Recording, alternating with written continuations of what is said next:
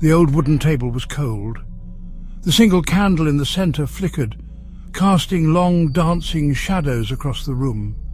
The air was thick with anticipation, heavy with the unspoken promise of a story.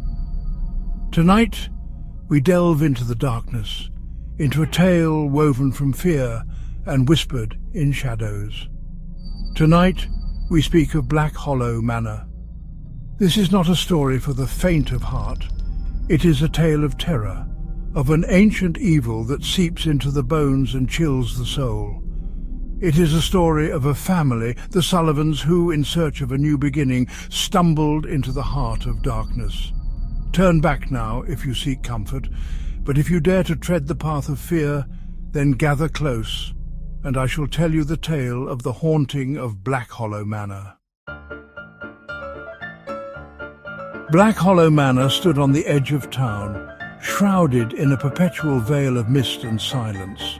Its once grand facade was now weathered and decaying, a testament to years of neglect and the cruel hand of time.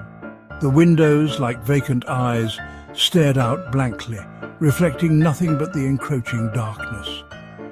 Locals spoke of the manor in hushed whispers, their voices laced with fear and superstition. They told tales of strange lights and sounds emanating from within its walls, of shadowy figures flitting past the windows. The manor was a monolith of despair, a place where darkness lingered and whispered. It stood as a silent sentinel, guarding secrets best left undisturbed. Yet, one family, oblivious to the whispers and warnings, saw not a house of horrors, but a home. The Sullivans arrived on a day choked with fog, the air thick with a palpable sense of unease.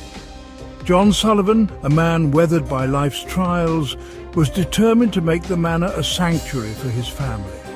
His wife, Sarah, possessed a quiet strength, her heart heavy with unspoken anxieties. Their children, young Emily and Daniel, were bright sparks of energy, their laughter momentarily chasing away the gloom that clung to the manor like a shroud.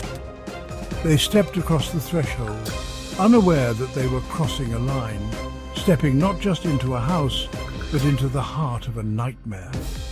They were oblivious to the unseen eyes that watched their every move, to the shadows that deepened with their arrival.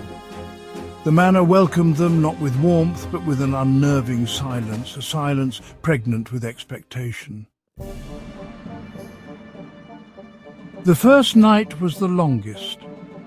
The silence of Black Hollow Manor was not peaceful. It was an oppressive, suffocating presence. Every creak of the floorboards, every rustle of wind in the eaves sounded like a whispered threat. Emily complained of cold whispers brushing past her ear, of unseen hands tugging at her bed covers.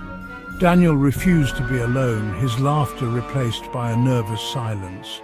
Sarah found herself drawn to the windows, her gaze lost in the swirling mist that seemed to press against the glass like a spectral hand. John, ever the pragmatist, dismissed their fears as tricks of the mind, the product of exhaustion and an overactive imagination. But as the shadows lengthened and the silence deepened, a seed of doubt began to take root in his heart. Days turned into weeks, and the unsettling occurrences continued. Objects moved inexplicably, vanishing from one place to reappear in another. Whispers seemed to emanate from the walls themselves, too faint to decipher, yet heavy with malice.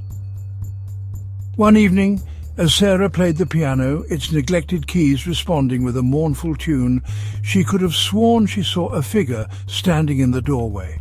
It was gone, in a blink, a fleeting shadow that left behind a chill that seeped into her bones. John, unable to ignore the growing fear in his family's eyes, tried to rationalize the events.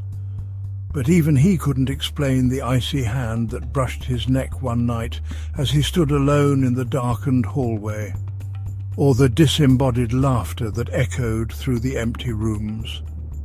Black Hollow Manor was coming alive, its dark history bleeding into the present. Driven by a growing sense of dread, Sarah delved into the history of Black Hollow Manor. In the dusty attic she unearthed a hidden compartment, its lock long broken. Inside she found a leather-bound journal, its pages filled with faded ink and chilling revelations. The journal belonged to Elijah Holloway, the manor's original owner. It spoke of his obsession with the occult, of dark rituals and forbidden knowledge. He wrote of contacting entities from beyond the veil, of promises of power and immortality. The journal ended abruptly, the last few pages filled with frantic scribbles, a testament to Holloway's growing fear and desperation. He had opened a door he could not close, unleashed something sinister into the world. Sarah's blood ran cold as she realized the truth. Black Hollow Manor was not just haunted, it was a conduit, a focal point for something ancient and evil, and they were trapped within its grasp. The family gathered, their faces pale with terror as Sarah recounted the horrifying contents of the journal. The house that had seemed merely unsettling now felt suffocating, every shadow a potential hiding place for unseen horrors. Panic welled within them. They had to escape, to flee the suffocating darkness of Black Hollow Manor. But as John reached for the front door, it slammed shut with an ominous thud. The windows, once a portal to the outside world, were now impenetrable barriers, the glass as solid as stone. Black Hollow Manor had become their prison, its unseen occupants holding them captive. The house was alive, its anger palpable, its desire for them absolute. Their sanctuary had become a tomb. The family huddled together as the storm raged outside, mirroring the terror that gripped their hearts. The temperature plummeted, the air growing thick with a palpable sense of dread. And then it appeared. A figure formed out of the shadows, its eyes burning with malevolent glee. It was Elijah Holloway, or rather the twisted, spectral remnant of the man consumed by his own darkness. He spoke, his voice a guttural rasp that echoed with the chill of the grave. He spoke of his rage at being disturbed, of his hunger for vengeance. He spoke of the Sullivans' fate, of the price they would pay for daring to trespass upon his domain.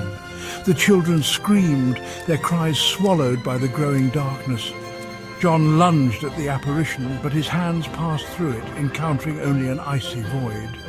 Sarah, her face ashen, pulled her children close, whispering a desperate prayer to a God she no longer believed in. Then, with a horrifying shriek that seemed to shatter the very foundation of the house, the figure lunged. Black Hollow Manor still stands, a brooding silhouette against the ravaged landscape. The storm has passed, leaving behind an eerie silence that amplifies the whispers of the wind whistling through the broken windows. The Sullivans are gone, vanished without a trace, their fate a chilling mystery. Some whisper that they escaped, fleeing into the night, their minds shattered by the horrors they witnessed. Others believe that their souls are now bound to the house, trapped forever within its haunted walls. But the truth remains elusive, lost in the shadows of Black Hollow Manor. The house stands as a testament to the darkness that can consume the human heart, a chilling reminder that some doors are best left unopened, some secrets best left buried. And on the wind, if you listen closely, you might just hear a whisper, a faint echo of laughter, a chilling reminder that Black Hollow Manor is never truly empty.